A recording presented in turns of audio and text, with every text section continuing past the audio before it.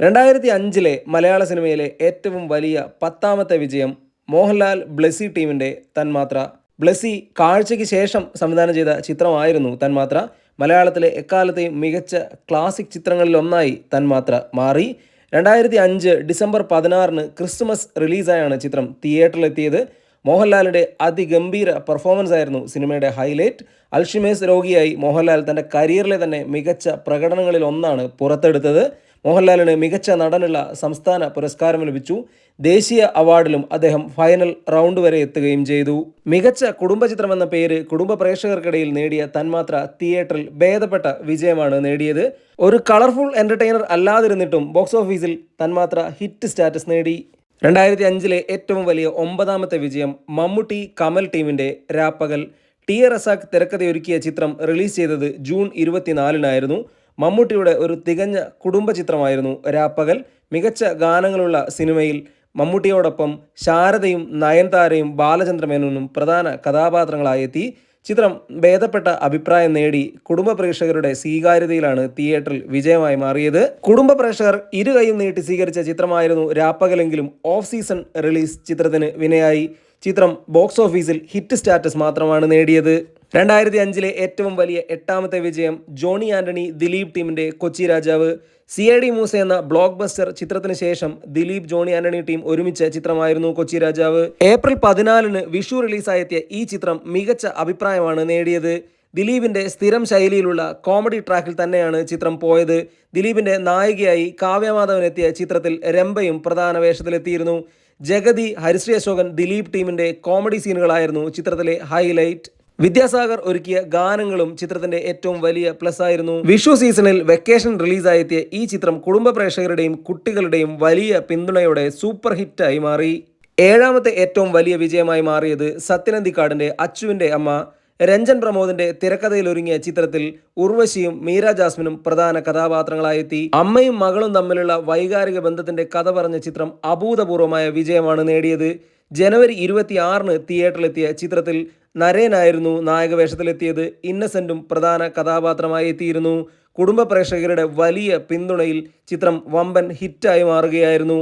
Box ഓഫീസിൽ super hit status ആണ് ഈ കൊച്ചു ചിത്രം നേടിയത്. ഏറ്റവും വലിയ 6ാമത്തെ വിജയം മമ്മൂട്ടിയുടെ തൊമ്മനും മക്കളും.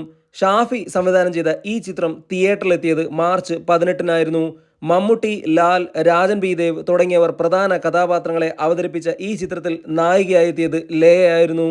ആക്ഷൻ കോമഡി ജോണറിൽ ഷാഫി ഒരുക്കിയ ഈ ചിത്രം തിയേറ്ററിൽ വമ്പൻ വിജയമാണ് നേടിയത്.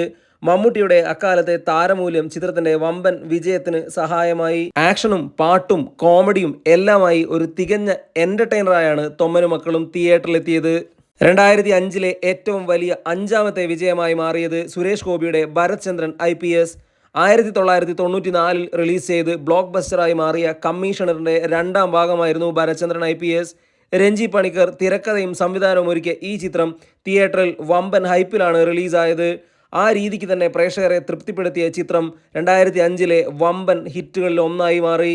ഒരിടവേളയ്ക്ക് ശേഷം സുരേഷ് ഗോപിയുടെ ഒരു ചിത്രം തിയേറ്ററിൽ സൂപ്പർ ഹിറ്റാവുന്ന കാഴ്ചയ്ക്ക് ഭരത്ചന്ദ്രൻ സാക്ഷ്യം വഹിച്ചു. സുരേഷ് ഗോപിയുടെ ശക്തമായ തിരിച്ചുവരവായിരുന്നു ഈ ചിത്രം.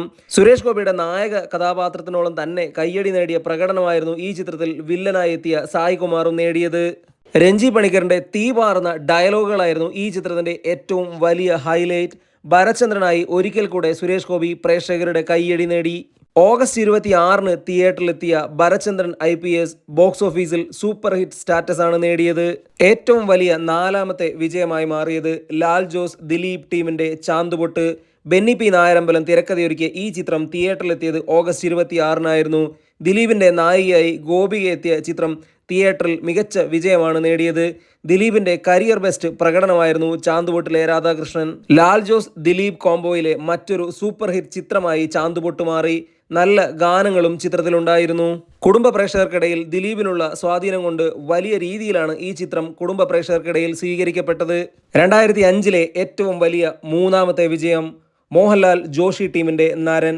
രഞ്ജൻ പ്രമോദിന്റെ തിരക്കഥയിൽ ജോഷി ഒരുക്കിയ ഈ ചിത്രം തിയേറ്ററിൽ ബ്ലോക്ക് ബസ്റ്റർ വിജയമാണ് നേടിയത്. മോഹൻലാലിന്റെ നായികമാരായി ഭാവനയും ദേവയാനിയും എത്തിയ ചിത്രത്തിൽ മധു, ജഗതി, സിദ്ദിഖ്, ഇന്നസെന്റ് തുടങ്ങിയവർ പ്രധാന കഥാപാത്രങ്ങളായെത്തി. ആശീർവാദ് സിനിമാസിന്റെ ബാനറിൽ ആന്റണി പെരുമ്പാവൂർ നിർമ്മിച്ച ഈ ചിത്രം എല്ലാതരം പ്രേക്ഷകരെയും തൃപ്തിപ്പെടുത്തി വമ്പൻ ഹിറ്റായി മാറി. ദീപക് ദേവിന്റെ മികച്ച ഗാനങ്ങളും ചിത്രത്തിലുണ്ടായിരുന്നു. മോഹൻലാലിന്റെ കരിയറിലെ തന്നെ ഏറ്റവും മനോഹരമായ ചിത്രങ്ങളിൽ ഒന്നായി നരൻ മാറി. സെപ്റ്റംബർ 3 തിയേറ്ററിലെത്തിയ നരൻ 2005 ബ്ലോക്ക് ബസ്റ്റർ ചിത്രമായി മാറി. 2005 ഏറ്റവും വലിയ രണ്ടാമത്തെ വിജയം. മോഹൻലാൽ, റോഷൻ ആൻഡ്രൂസ്, ശ്രീനിവാസൻ ടീമിന്റെ ഉദയനാണ് താരം. മലയാളത്തിലെ കൾട്ട് ക്ലാസിക് ചിത്രങ്ങളിൽ ഒന്നായി മാറിയ ചിത്രമായിരുന്നു ഉദയനാണ് താരം. ജനുവരി 21 റിലീസ് ചെയ്ത ചിത്രം വമ്പൻ വിജയമാണ് തിയേറ്ററിൽ നേടിയത്. കേരളത്തിലെ മിക്ക സെൻറ്ററുകളിലും 100 ദിവസത്തോളം പ്രദർശിപ്പിച്ച ചിത്രമായിരുന്നു ഉദയനാണ് താരം. മോഹൻലാലിൻ്റെ നായികയായി മീന എത്തിയ ചിത്രം സിനിമയ്ക്കുള്ളിലെ സിനിമ എന്ന കൺസെപ്റ്റിലാണ് വന്നത്. മോഹൻലാലിൻ്റെ മികച്ച പ്രകടനവും ചിത്രത്തിലുണ്ടായിരുന്നു. 2005 ഏറ്റവും വലിയ വിജയം മമ്മൂട്ടിയുടെ രാജമാണിക്യം. അൻവർ റഷീദ് ആദ്യമായി സംവിധായകനായ ചിത്രത്തിൻ്റെ തിരക്കഥയൊരുക്കിയത് ടി.എ. ഷാഹിദായിരുന്നു. മലയാളത്തിൽ അന്ന് വരെ ഉണ്ടായിരുന്ന സകല ബോക്സ് ഓഫീസ് റെക്കോർഡുകളുമാണ് രാജമാണിക്യം തിരുത്തിയത്. നരസിംഹത്തെ മറികടന്ന് മലയാളത്തിലെ എക്കാലത്തെയും ഏറ്റവും വലിയ പണം വാരി ചിത്രമായി രാജമാണിക്യം മാറി. മമ്മൂട്ടിയുടെ ഗംഭീര പെർഫോമൻസ് ആയിരുന്നു ചിത്രത്തിൻ്റെ ഏറ്റവും വലിയ ഹൈലൈറ്റ്. നവംബർ 3 പെരുന്നാൾ റിലീസായി എത്തിയ ചിത്രം മലയാള സിനിമയിൽ തരംഗമായി മാറി. മമ്മൂട്ടിയുടെ നായികയായി പത്മപ്രിയ എത്തിയ ചിത്രത്തിൽ റഹ്മാനും പ്രധാന കഥാപാത്രമായി എത്തിയിരുന്നു. മമ്മൂട്ടിയുടെ അവസാന ഓൾ ടൈം ബ്ലോക്ക് ബസ്റ്റർ ചിത്രമായി രാജമാണിക്യം ഇന്നും നിൽക്കുന്നു. വലിയ ട്രെൻഡായി മാറിയൊരു മമ്മൂട്ടി ചിത്രം കൂടിയായിരുന്നു രാജമാണിക്യം.